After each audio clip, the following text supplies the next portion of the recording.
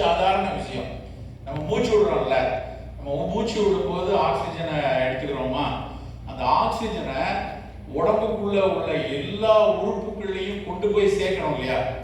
அப்படியே நம்ம பிரீத் பண்றோம், அது லங்ஸ்குள்ள போகுது, லங்ஸ்குள்ள போய் டீஆக்சிஜனேட்டட் பிளட் எல்லாம் சரி பண்ணி அதை கார்பன் டை ஆக்சைடை வெளியே தள்ளி ஆக்சிஜனை எடுத்து எல்லா லிவருக்குள்ள, ஹார்ட்டுக்குள்ள, கிட்னிக்குள்ள, யூட்ரஸுக்குள்ள, ஓவரிக்குள்ள, ஸ்டமக்குள்ள, கை கால் எல்லா இடத்துக்கும் அந்த ஆக்சிஜன் வேணும்ல. Each and every cell need oxygen. அப்படிங்கும்போது அந்த ஆக்சிஜனுக்கு கொண்டு போறது யாரு? பிளட்ல. இது கரெக்ட், ரைட்? பிளட்ல ஹீமோகுளோபின்.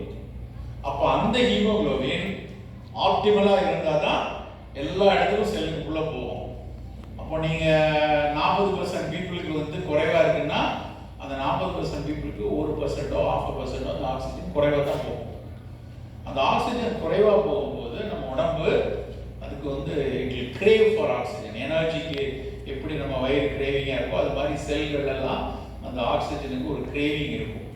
40% ஆஃப் பாப்புலேஷனுக்கு நமக்கு குறைவா இருக்குன்னா முதல்ல சரி செய்ய வேண்டியது அதுதான். ஃபர்ஸ்ட் அயன் டெஃபிஷியன்சி இருக்கக்கூடாது. உங்க எல்லாருக்கும் ஒரு டேக் ஹோம் மெசேஜ் வந்து நீங்க அந்த கிளாஸ்லாம் முடிச்சு போனதுக்கப்புறம் எப்போது ஒரு தடவை ஈஸியாக டெஸ்ட் பண்ணிக்கலாம்.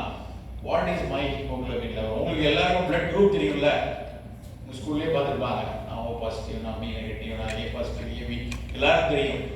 But what is your haemoglobin லெவல்ங்கிறது முதல்ல தெரியும். எதுக்காக அதை இவ்வளோ வலியுறுத்தி சொல்றேன்னா, இன்னைக்கு பெண் குழந்தைகள்ல ஆண்களை விட பசங்களை விட ஒரு பெரிய சிக்கல் என்ன அப்படின்னா, எவ்ரி மென்ஸ்ட்ரல் டைம், நம்மளுடைய மென்ஸ்ட்ரல் பீரியட்ஸ் டைம்ல ரொம்ப குறைவா ஒரு 35 இருந்து 50 ml blood we are losing every day. You may get 3 to 4 days menstrual cycle இருக்குன்னு வச்சுக்கோ. monthly once வந்து you are getting 4 days menstrual phase இருக்குன்னா 50 ml blood we are losing. ஆனா நம்ம உடம்பு அதை உற்பத்தி பண்ணிட்டே இருக்கும்.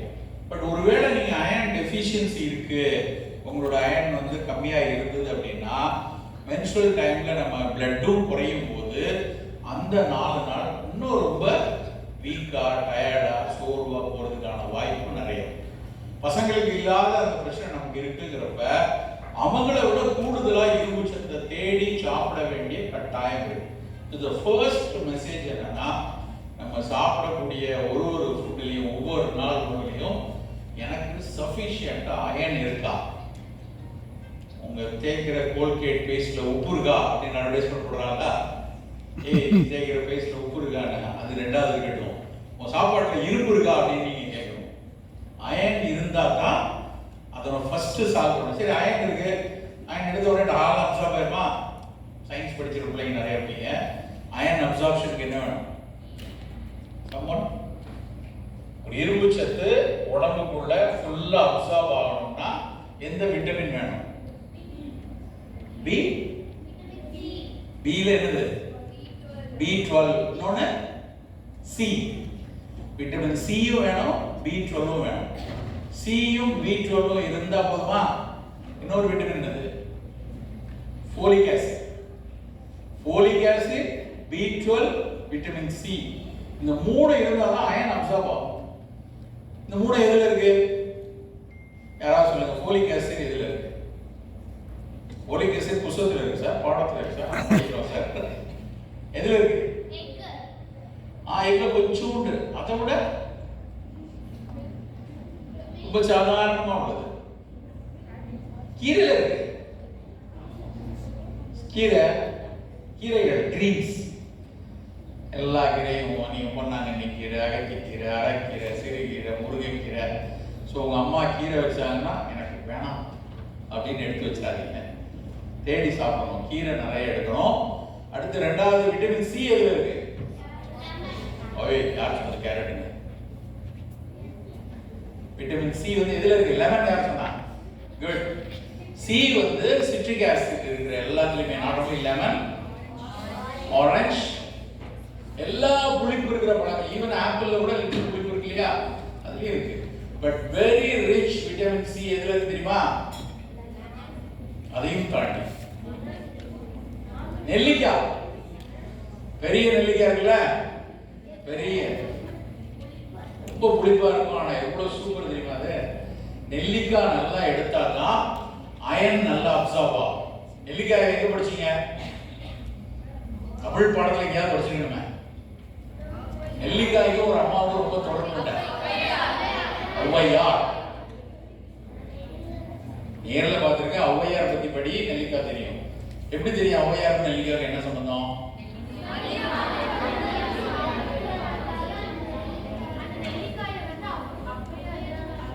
அதியமான் வந்து ஔவையார் கொடுத்தாரு. அப்ப யோசிச்சு பாருங்க, கிட்டத்தட்ட அந்த கதை நடந்து எவ்வளவு நாள் இருக்கும்? 1000 வருஷத்துக்கு மேல இருக்குமா? 1000 வருஷமா இந்த ஊர்ல ஒரு பழம் இருக்குன்னா அது நெல்லிக்காய் தான். ஆப்பிள் உண்டா அந்த காலத்துல? அதிகமான ஆப்பிள் கொடுத்தாரா? ஏன்னா ஸ்ட்ராபெரி பெண்ணே அப்படின்னு கொடுத்தாரா?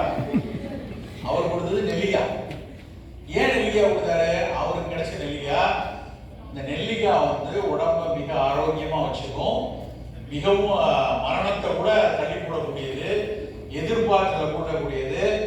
அதெல்லாம் எனக்கு இருக்கிறத விட நீ தமிழுக்கு மிகப்பெரிய அளவுல தொண்டு செய்யற, உனக்கு இருக்கட்டும் பாட்டி அப்படின்னு சொல்லி அதியமான் வந்து ஔவையார் கொடுத்தாரு.